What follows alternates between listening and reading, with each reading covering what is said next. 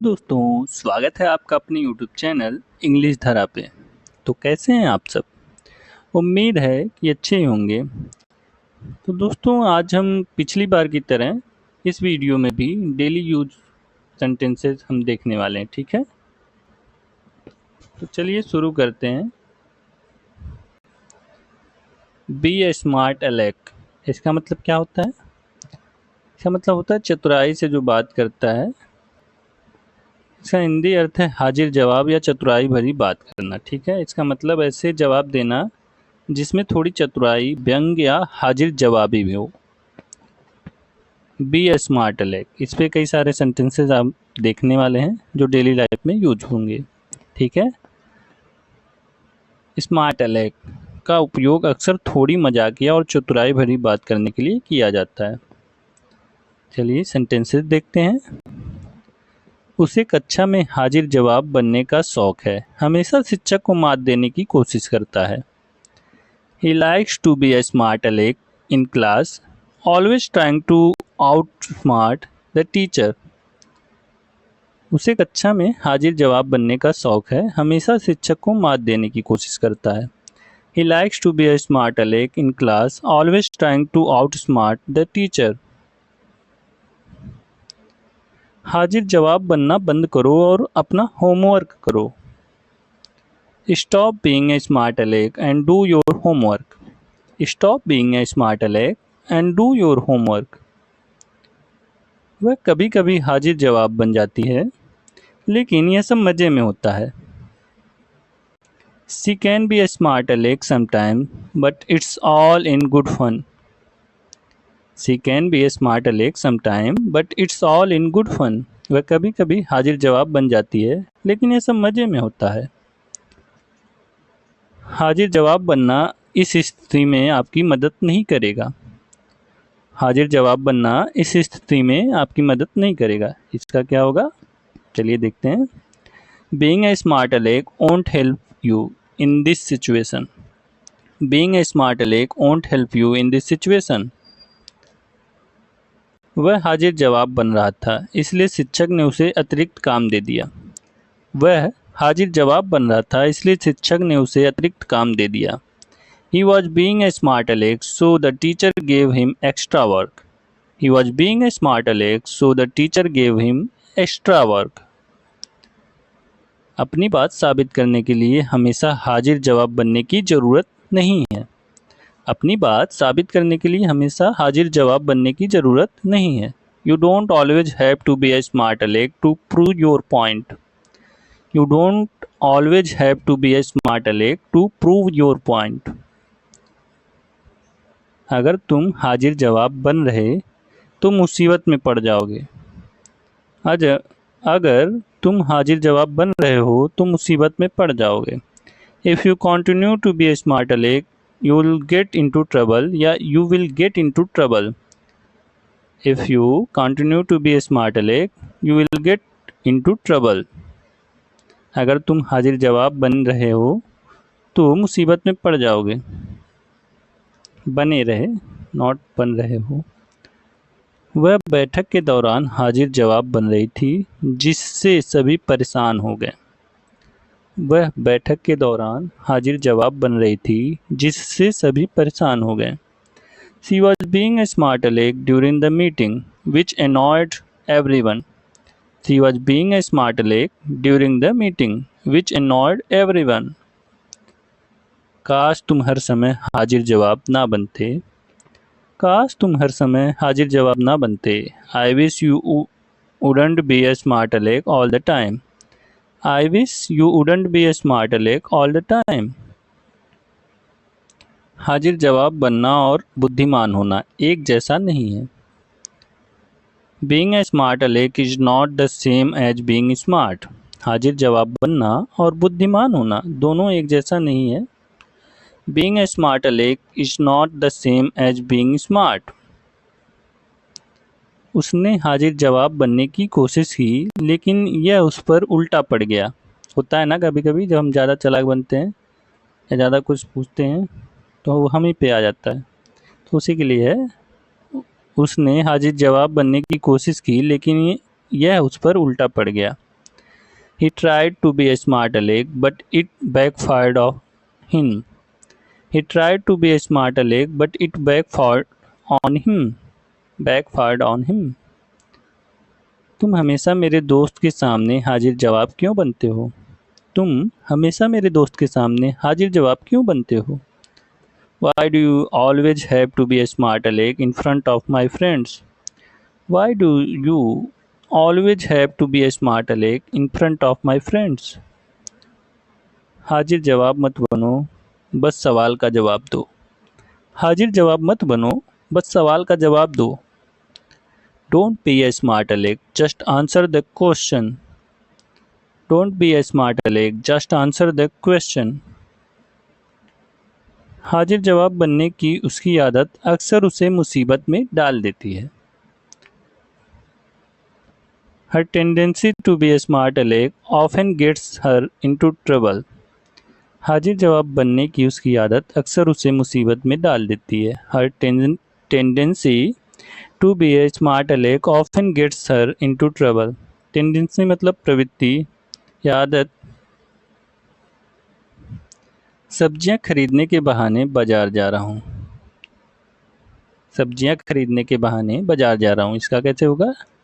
इसका होगा, ये बनेगा ऑन दिस प्रीटेक्स्ट। ठीक है, चलिए देखते हैं। Going to the market on this pretext of buying vegetable. Going to the market on this pretext of buying vegetables. सब्जियां खरीदने के बहाने बाजार जा रहा हूँ। अब इस पे भी कई सारे डेली यूज सेंटेंसेस है, चलिए देखते हैं। एक किताब उधार लेने के बहाने अपने दोस्त से मिल रहा हूँ। Meeting my friend on this pretext of borrowing a book. एक किताब उधार लेने के बहाने अपने दोस्त से मिल रहा हूँ। Meeting my friend on this pretext of borrowing a book.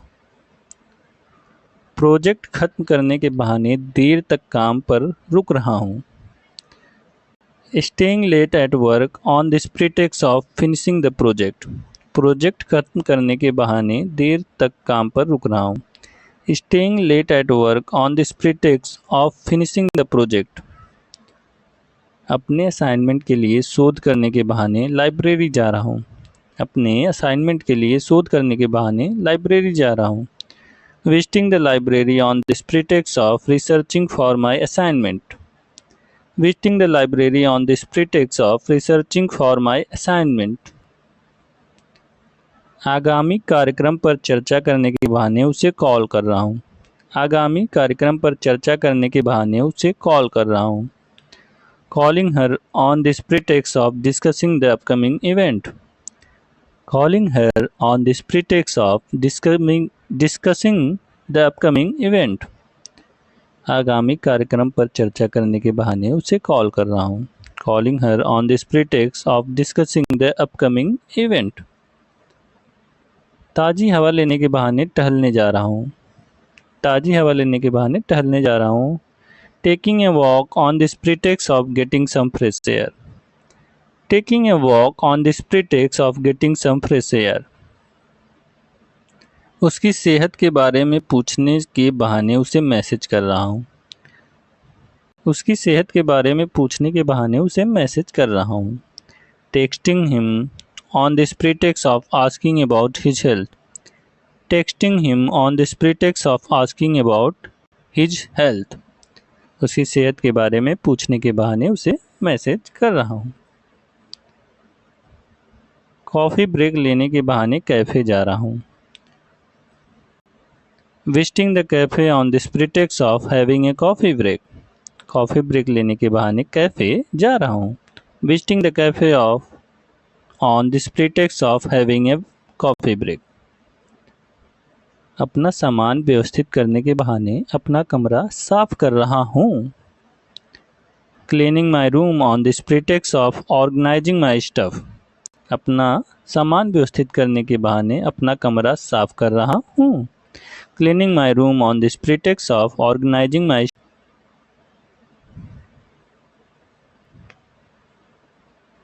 आराम करने के बहाने किताब पढ़ रहा हूँ। आराम करने के बहाने किताब पढ़ रहा हूँ। Reading a book on this pretext of relaxing. Reading a book on this pretext of relaxing. बगीचे का आनंद लेने के बहाने पौधे को पानी दे रहा हूँ। बगीचे का आनंद लेने के बहाने पौधे को पानी दे रहा हूँ। Watering plants on this pretext of enjoying the garden. Watering plants on this pretext of enjoying the garden. Recipe पूछने के बहाने माँ को कॉल कर रहा हूँ। रेसिपी पूछने के बहाने माँ को कॉल कर रहा हूँ। Calling mom on this pretext of asking for a recipe. Calling mom on this pretext of asking for a recipe. स्वच्छता बनाए रखने के बहाने रसोई साफ कर रहा हूँ। स्वच्छता बनाए रखने के बहाने रसोई साफ कर रहा हूँ या कर रही हूँ। Cleaning the kitchen on this pretext of maintaining hygiene.